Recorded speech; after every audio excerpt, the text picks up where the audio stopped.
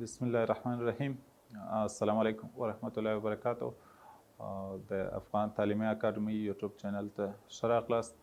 ګرانو زده کوونکو، په دې هیله چې روغ جوړ به یاست او تېرې ورځ درسونه به مو سم زده کړي. راځو نن د نوي درس په لور. بیا هم زموږ صنف لسم او مضمون کیمیا دوې موضوعګانې د نن ورځ په درس کې غواړم خبرې پر وکړم. لومړی موضوع د اتوم اساسي ذرې، چې اتوم د کومو ذراتو څخه جوړ شوی دی یا کومې ذرې په اتوم کې مهمې ذرې دي. دویمه موضوع د دهستو ترمنځ حالتونه، چې د دغو ذراتو په درلودلو سره د مختلفو اتومونو هستې په خپل منځ کې کوم حالتونه لري. لومړی ګرانو زده کوونکو، راځو د اتوم اساسي یا بنسټیزې ذرې، لکه د نوم څخه چې معلومیږي، که چیرې دغه اساسي یا بنسټیزې ذرې د منځه ځي نو اتوم په مکمل ډول د منځه تللی سي.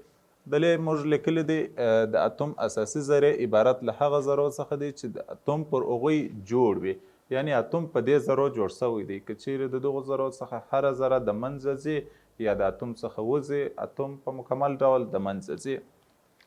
راځو په یو مثال کې دا ذرې تشریح کوو. که چیرې موږ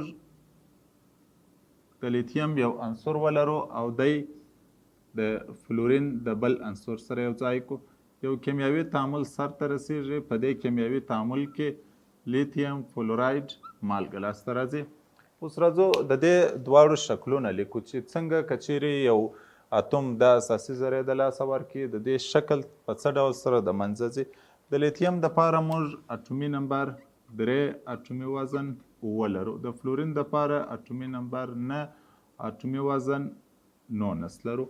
راځو د دې دواړو هستې لیکو او په هستو کې د دې ذرو شمیر موږ نوشته کوو. لیتیم په هسته کې 3 پروتونونه 4 نیوترونونه لیتیم هسته فرض کوو. وروسته راځو د فلورین هستې ته. فلورین په هسته کې 9 پروتونونه 10 نیوترونونه د فلورین هسته سوه. که چیرې موږ د دې دواړو په منځ کې یو تعامل سرته ورسوو، لکه څنګه چې تاسو په مثال کې وینئ، بیا هم موږ ته لیتیم فلوراید مالګه لاسته راځي. یعنی د لیتیم او فلورین خواصو تغیر وکړي. لکه څنګه چې موږ د تعامل په تعریف کې ویلی دی، کیمیاوي تعامل هغه جریان یا پروسه ده چې په هغو کې د موادو خواص تغیر کوي، یعنی مواد د منځه نه ځي.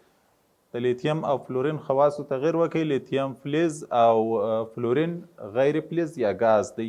کله چې لیتیم فلوراید مالګه جوړیږي، په دې کې دواړه عناصر سره یو ځای کیږي، یو جامده مالګه جوړوي، خواص یې د منځه ځي. خو بیا هم موږ وایو چې دلته لیتیم او فلورین دواړه موجود دي.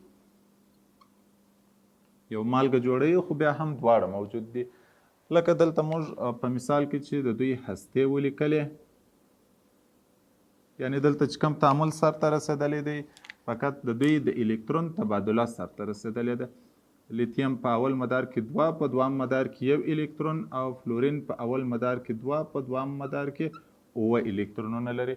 که چیرې دوی تعامل سره کوي، د تعامل په وخت کې 1 الکترون د لیتیم څخه ځي د فلورین مدار ته. کله چې 1 الکترون فلورین ته ولاړی، د فلورین د اخري مدار الکترونونه 8 اوکتیت حالت ته رسیږي او د لیتیم وروستی مدار د منځه ځي. لومړی مدار یې په 2 الکترونو باندې پوره کیږي. خو په دې حالت کې بیا هم موږ وایو چې لیتیم او فلورین دواړه موجود دي او مالګه موجوده ده. که چیرې موږ دوی سره تجزیه کو، بیرته لیتیم او فلورین لاسته راځي. خو که چیرې د اتوم اساسي ذرې موږ وایو د منځه ځي، وروسته بیا هغه اتوم وجود نه راځي. لکه د مثال په ډول سره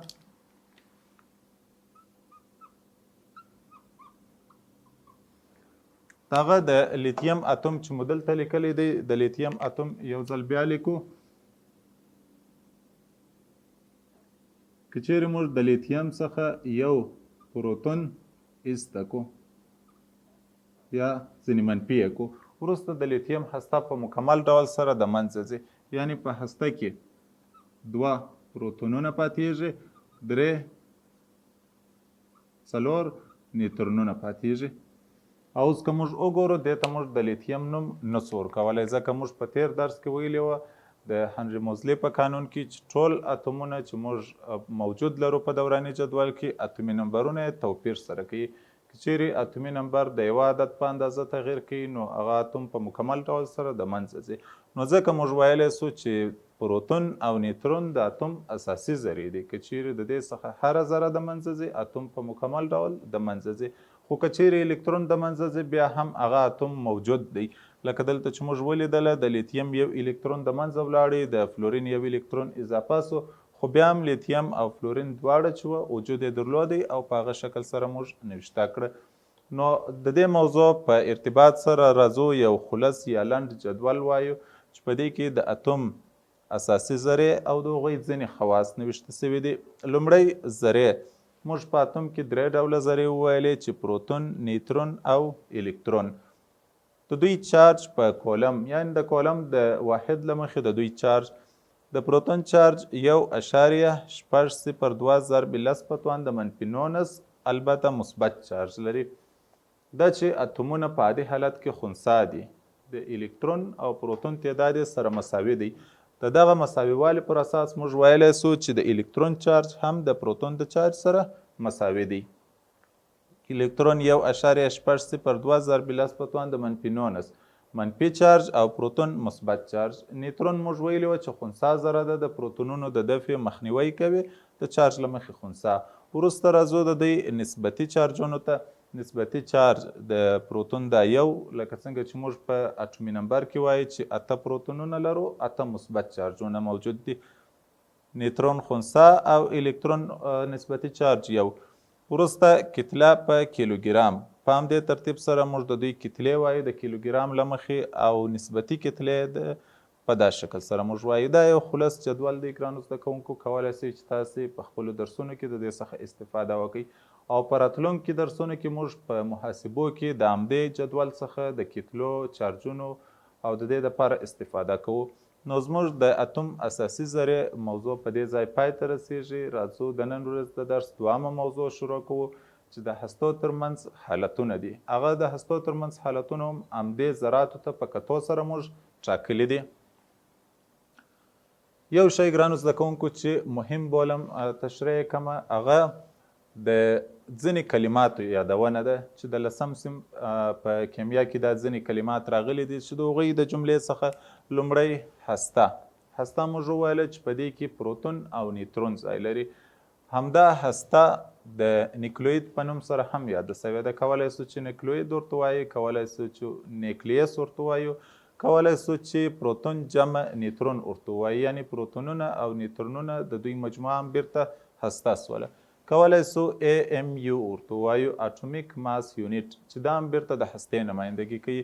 کولی سو په A سره یې وښیو چې A هم د هستې معنا لري. کولی سو په AW سره یې وښیو چې اټومیک ویت. یعنی دا ټوله خبرې که چیرې موږ په کیمیا کې وینو یا په موضوعاتو کې وینو، د ټولو مطلب هسته او د پروتون او نیوترون مجموعه ځینې هدف ده. راځو د هستو ترمنځ حالتونه، چې په دوراني جدول کې موږ کم 118 عنصرونه لرو. د دې عناصرو هستې په خپل منځ کې کوم حالتونه لري، یعنی د کومو حالاتو له مخې موږ کولی سو چې دوی یو د بل څخه توپیر کړو. په عمومي ډول موږ د هستو ترمنځ حالتونه په درو برخو کې مطالعه کوو، یا ټوله د هستې د دوراني جدول د اتومونو په درو حالاتو کې موږ خلاصه کوو. لومړی د دې څخه چې موږ وایو ایزوتوپ حالت دی، دوام ایزوتون حالت، او دریم ایزوبار حالت. راځو د لومړي حالت په لور چې ایزوتوپ کم حالت ته ویل کیږي، یا د اتومو هستې چې په کوم حالت کې واقع سي یو د بل سره موږ د ایزوتوپ نوم ورکوو. که چیرې دوه اتومونه موږ ولرو، د دوی هستې د پروتون د شمیر له مخې یو د بل سره مساوي سي، یعنی زیډ د پروتون شمیر یو د بل سره مساوي وو، خو د نیوترونو شمیر یو د بل سره غیر مساوي وو. کله چې د پروتون شمیر مساوي سي او د نیوترون شمیر غیر مساوي سي، نو په همدې شکل سره د دوی اټومي وزنونه هم غیر مساوي کیږي. که داسې یو حالت د هستو ترمنځ رامنځته کیږي، نو موږ وایو چې دې ته ایزوتوپ حالت وایو. یعنی ایزوتوپ د مختلفو اتومونو د هستو ترمنځ هغه حالت دی چې په هغه کې د پروتون شمیر مساوي، د نیوترون شمیر او اټومي وزن غیر مساوي وي. راځو د دوام حالت په لور. په دوام حالت کې داسې وایو، که چیرې د پروتون شمیر یا زیډ غیر مساوي سي په دوه اتومونو کې، یعنی هستې چې کوم پروتونونه لري هغه نه مساوي، او د دې ترڅنګ اټومي وزنونه هم غیر مساوي سي. دوه اتومه لرو، دوې هستې دي، د هستو اټومي وزنونه هم غیر مساوي دي. یوازې د نیوترون شمیر مساوي سي، دې ته ایزوتون حالت ویلی سو. په دغه حالت کې دا دوه اتومونه د ایزوتون په حالت کې واقع دي. راځو د دریم حالت ایزوبار په لور. که چیرې د دوو هستو ترمنځ د نیوترون شمیر غیر مساوي، د پروتون شمیر یا اټومي نمبر هم غیر مساوي، یوازې د اتومونو هستې یا اټومي وزنونه یو د بل سره مساوي سوله، نو په دې حالت کې موږ ویلی سو چې دا دوې هستې د ایزوبار په حالت کې واقع دي یو د بل سره. ګرانو زده کوونکو، یوه خبره چې مهمه ده هغه دا چې موږ دا درې سره د حالت په نوم سره یادوو، یعنی جسامت نه لري. ایزوتوپ داسې یو جسامت لرونکی لکه موږ چې وایو عنصر دی، مرکب دی، ایون دی، جسامت نه لري. فقط د دې درو هستو په منځ کې حالتونه دي. لکه موږ چې څنګه وایو یو شاګرد کشر دی بل مشر دی، مشروالی او کشروالی د دوی په منځ کې یو حالت دی. نو دا درې هم موږ وایو چې د هستو ترمنځ د پرتلې حالتونه دي. راځو ګرانو زده کوونکو، د هر یوه دپاره موږ مثالونه نوشته کوو چې کوم عناصر په جدول کې دي چې په دغو حالتو کې یو د بل سره واقع کېدلی سي. راځو د دوی دپاره مثالو ته. په لومړي قدم کې موږ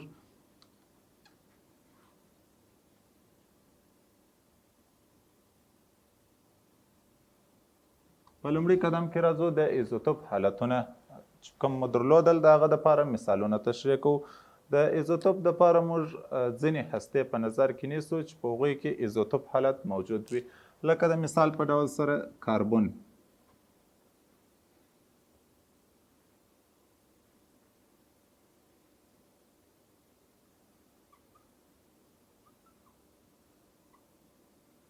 موږ په طبیعت کې د کاربن درې ایزوتوپونه لرو، یعنی درې ډوله موږ د کاربن هستې لرو چې په دغو درو هستو درو سرو کې اټومي نمبرونه سره مساوي دي. موږ ویلی دي کوم چې لاندې لیکل کیږي دې ته موږ اټومي نمبر وایو، او کوم چې موږ لوړ لیکو د سمبول په چپه طرف کې لوړ اټومي کتله، اټومي کتله ورته وایو. اوس په چیرې په دغو درو سرو هستو کې که چیرې موږ وګورو اټومي نمبرونه سره مساوي او اټومي وزنونه توپیر کوي.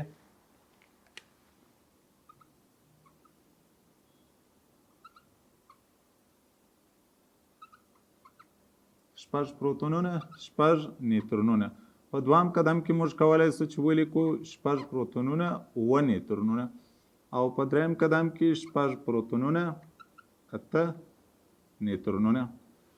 دا درې هستې موږ د کاربن دپاره لرو چې درې سره یو د بل سره د ایزوتوپ په حالت کې واقع دي. د پروتون شمیر په درو سرو کې مساوي، خو د نیوترون شمیر په درو سرو کې مختلف. کله چې د نیوترون شمیر مختلف کیږي د دې سره اټومي وزنونه یا اټومي کتلې هم یو د بل سره توپیر پیدا کوي. یا کولی سو چې داسې ولیکو هایدروجن یو او یو، هایدروجن یو دوه، هایدروجن یو او درې ډوله ایزوتوپونه موږ د هایدروجن دپاره لرو. په لومړي سر کې که چیرې د هایدروجن پروتون یو سو، اټومي نمبر او اټومي وزن یې دواړه یو دي. دوام که چیرې د هایدروجن د پروتون شمیر یو، د نیوترون شمیر هم یو سو، نو اټومي نمبر یو او اټومي وزن دوه. که چیرې د هایدروجن د پروتون شمیر یو، د نیوترون شمیر دوه سي، نو په دې حالت کې اټومي وزن درې او اټومي نمبر یو کیږي. نو دا هغه مثالونه چې موږ د ایزوتوپ دپاره درلودل، دا درې سره هستې یو د بل سره د ایزوتوپ په حالت کې، او دا درې هستې هم د ایزوتوپ په حالت کې. راځو اوس د ایزوتون دپاره موږ مثالونه لیکو.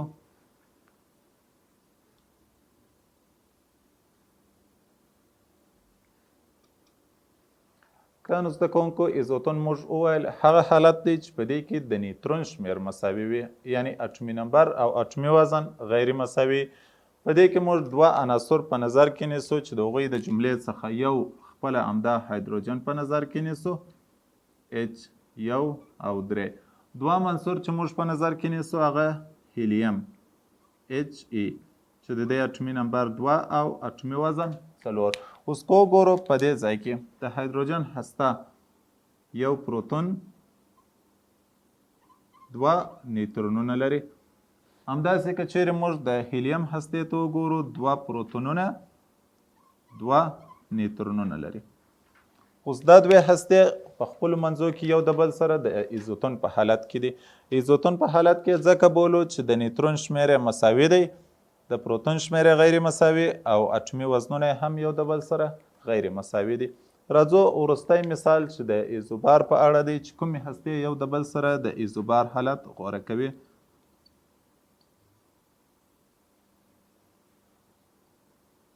لکه څنګه چې موږ وویل ایزوبار هغه حالت دی چې په هغې کې اټومي کتلې مساوي، د پروتون او نیوترون شمیر غیر مساوي وي.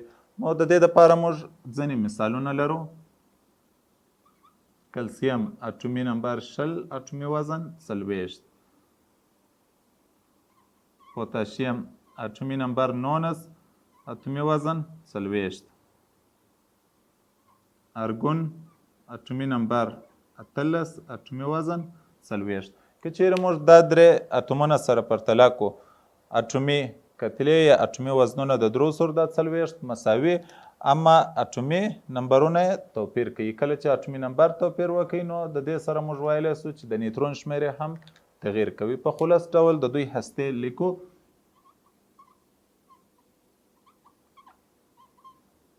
د کلسیم هسته چې په دې کې 20 پروتونونه 20 نیوترونونه. راځو د پوتاشیم هسته په دې کې 19 پروتونونه.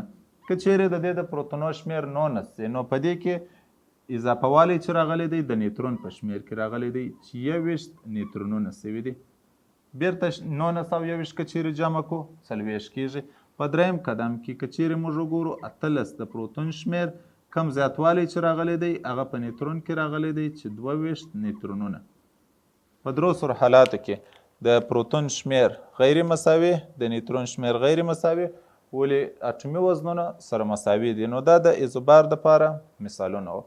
نو ګرانو زده کوونکو زموږ د نن ورځې 2 موضوعات چې موږ تشریح کړله په خلص ډول غواړم تشریح کړم درته. لومړی د دې څخه د اتوم اساسي ذرې چې پروتون، نیوترون او الکترون وه چې د دوی په د منځه تلو سره اتوم کیدای سي د منځه ولاړ سي. البته د پروتون او د نیوترون چې هسته په دوی جوړه ده.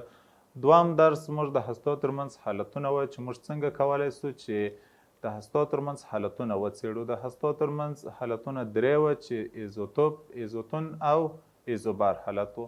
نو دا زموږ ستاسې د نن ورځ د درس موضوع وه. په دې هیله چې زده کړې به مو وي او استفاده به مو ځینې کړې.